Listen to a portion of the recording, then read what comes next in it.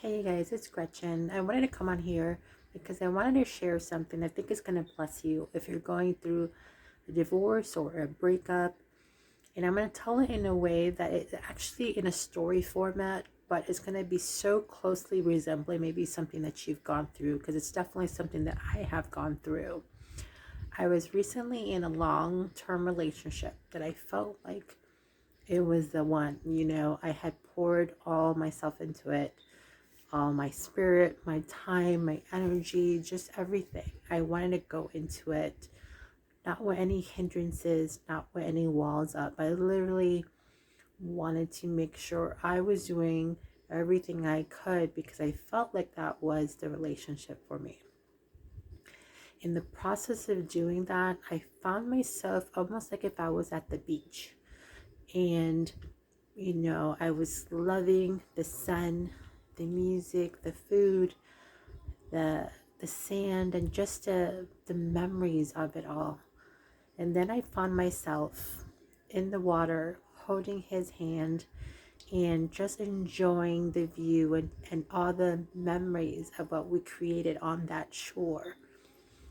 But as we swam out into the ocean and we were enjoying it, I realized that I no longer had my feet on the foundation that was created on that shore. When you're swimming, you're no longer have your feet on the sand. You don't have a foundation to stand on. You're relying solely on the strength of your paddle and your movements and your energy to keep you afloat. And I found myself that I was in a position where I could hold his hand and keep us both afloat and help him when he was slowing down, and I could pull for both of us. But then I found that he was no longer holding my hand.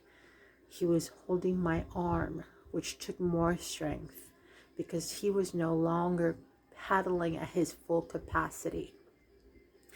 And while at times I could paddle for both of us and I could look back at him and say, I have you, I got you, there were times that I was exhausted because while I gathered strength enough to keep on paddling, and there were moments where I saw him paddling harder for both of us when I was weak, when I was exhausted, when I needed a moment to stop and grieve and feel. uh, it was very quickly with the revelation then that he was moving back, and again I was forced to paddle for both of us. And the part that makes it really difficult in a lot of relationships is that we could hold your hand, we could hold your arm, because at that point you're still paddling with us. But there comes a point where you're just holding on to my foot and you're dragging me down with you. And I no longer could see the shore. I could no longer paddle for both of us. I could no longer find strength anymore. And that's when we lose sight of who we are, the beautiful things that were on that shore, that music, that melody, those memories, the happiness, because now we're just surviving. And there's a point when you get to that mode where you have to decide to let go, to find yourself to the shore, to breathe again, to gather your strength again, to gather your spirit and everything that made you beautiful before that relationship. And I know it's hard because I know I've gone through it myself. When you invested so much time and so much energy and so much of your life into a relationship, but the person that you're meant to be with is gonna sometimes fall back and you will have to paddle both for both of you. But he also has to be willing to stand. He has to be willing to paddle even when they're at their weakest moment. He shouldn't be grabbing your foot at any point in your relationship. And that's when you have to realize that you just have to let go, as hard as it may be. And you have to make your way to the shore. And there you will find yourself. You will make a beautiful melody again. You will make beautiful music, beautiful memories.